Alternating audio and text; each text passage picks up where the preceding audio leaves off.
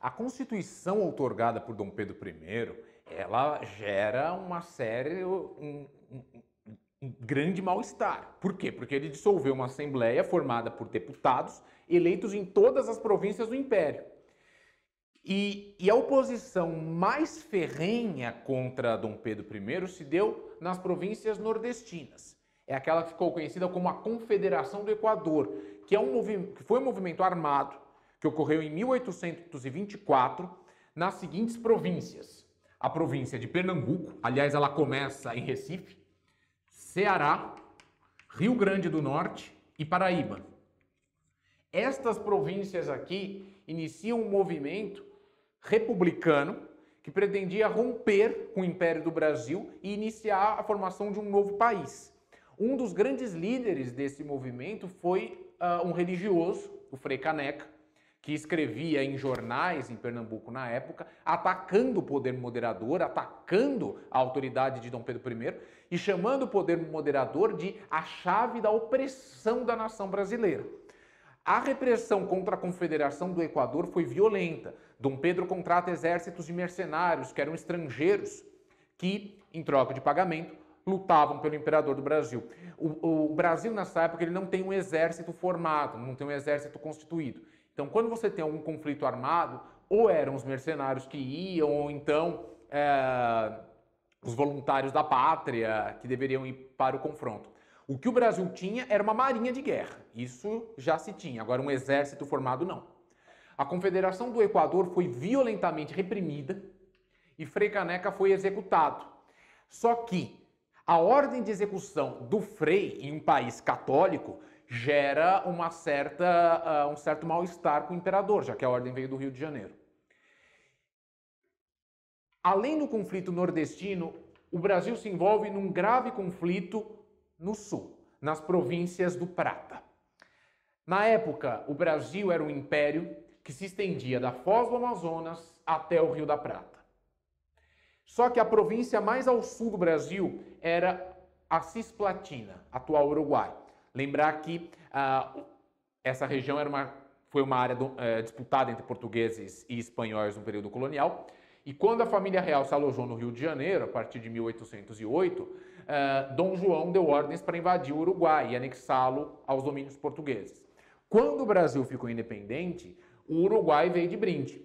Então era uma província que falava espanhol e a província mais ao sul do país. Só que tem um problema. A província cisplatina tinha uma forte ligação com um país que se formava nessa região, que eram as Províncias Unidas do Prata, ou a República das Províncias Unidas do Prata. É a atual Argentina. Inclusive o termo prata é o termo que vai dar origem à palavra Argentina, que vem de argentum, que é prata em latim, e de lá Argentina. Só que tem um detalhe. O processo de independência da Argentina, que acontece em 1816, dá início à construção do Estado Nacional Argentino, mas a construção do Estado Nacional Argentino foi cheio de avanços, de recuos e de tropeços. Foi muito difícil lá formar um Estado nacional com uma união. O que dominou a história da Argentina, pelo menos durante a primeira metade do século XIX, foram conflitos entre Buenos Aires de um lado, que está aqui, Buenos Aires, e as províncias do interior da Argentina. Buenos Aires tentando dominar as províncias e as províncias querendo manter os seus poderes locais. O que acontece? Buenos Aires era um importante porto da América Espanhola e sede de um vice-reinado, o vice-reinado do Rio da Prata, que controlava o que hoje é o norte da Argentina, o Paraguai e parte da Bolívia. Quando começa o processo de independência lá na Argentina, Buenos Aires tentou manter o vice-reinado unido. Só que não conseguiu, porque o Paraguai fica independente, a Bolívia também, e o Uruguai tinha sido anexado ao Brasil. Só que Buenos Aires nunca desistiu de controlar esses territórios. E logo depois da independência do Brasil, em 22, representantes das Províncias Unidas foram ao Rio de Janeiro para tentar negociar a entrega, a devolução, digamos assim, da Cisplatina a um território que falasse espanhol, no caso a República das Províncias Unidas do Prata. Só que Dom Pedro sempre protelava essa questão. Tá? E o que acontece? Em 1825, diante do quadro aí de autoritarismo crescente de Dom Pedro, da Constituição ter sido outorgada, da insatisfação no Nordeste, aquela coisa toda, ocorre uma revolta na Cisplatina.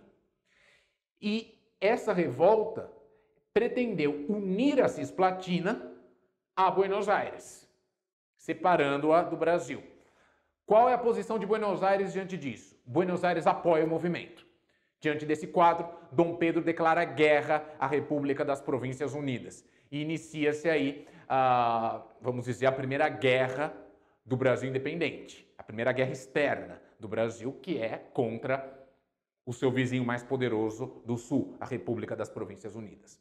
Bem, esta guerra se desenrolou por 2 anos e meio. Ela terminou em 1828. A Marinha Brasileira é enviada para bloquear o Porto de Buenos Aires. O Brasil consegue vitória no mar, mas em terra o exército apanha. Ou melhor, as tropas que Dom Pedro conseguiu arregimentar vão apanhando na Cisplatina. O que acontece aí? Como o conflito se alastra e essa região é uma região estratégica, afinal de contas, ela dá acesso aos rios do interior da América do Sul, como eu já mencionei para vocês, e era uma área de navegação, era uma área de importância essa região do Rio da Prata. Diante dessa importância, a Inglaterra, que é a maior potência do planeta, ela acaba interferindo nesse conflito como uma mediadora entre o Império do Brasil e a República das Províncias Unidas. E o que é estabelecido? Foi estabelecido que a Cisplatina não ficaria nem para o Brasil, nem para a Argentina. Ela seria constituída como um estado tampão, que nós chamamos, que é o Uruguai. Por que estado tampão? Porque o Uruguai ele deve evitar um conflito entre os 2 estados mais poderosos da América do Sul. Porque veja, se a República das Províncias Unidas se ela conseguisse tomar o Uruguai, o Brasil poderia no futuro querer se armar e tomar a província de volta. Então isso ia ser um foco de tensão. Mas, se o Brasil conservasse a Cisplatina, a República das Províncias Unidas poderia no futuro tentar fazer a mesma coisa. Então seria realmente um foco de tensão. Então, para evitar que isso acontecesse, não fica para ninguém, nem para um nem para outro. Cria-se um Estado independente, um Estado tampão, para tentar diminuir essa rivalidade entre Brasil e Argentina.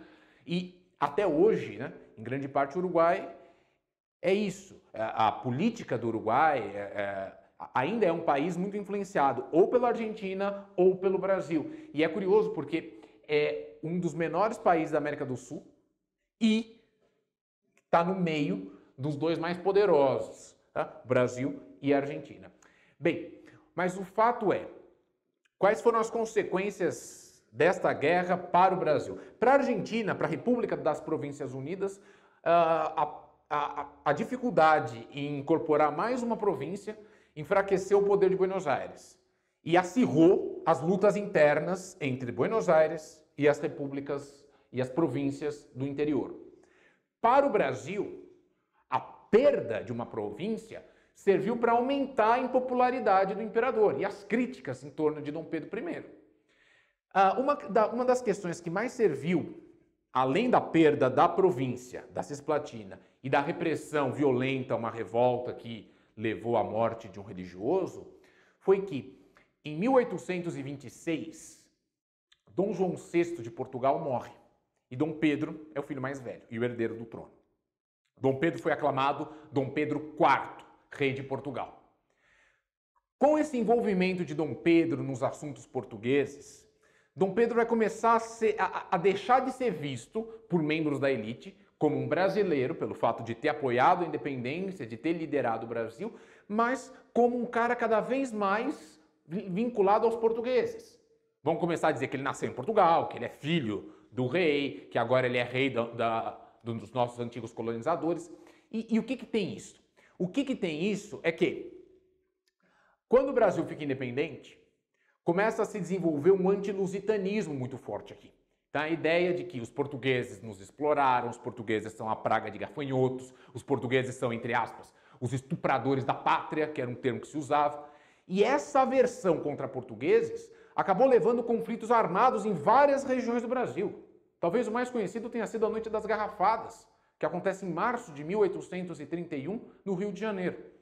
Esse conflito que vai se acirrando entre brasileiros e portugueses respinga no imperador do Brasil, que está cada vez mais envolvido em problemas internos portugueses.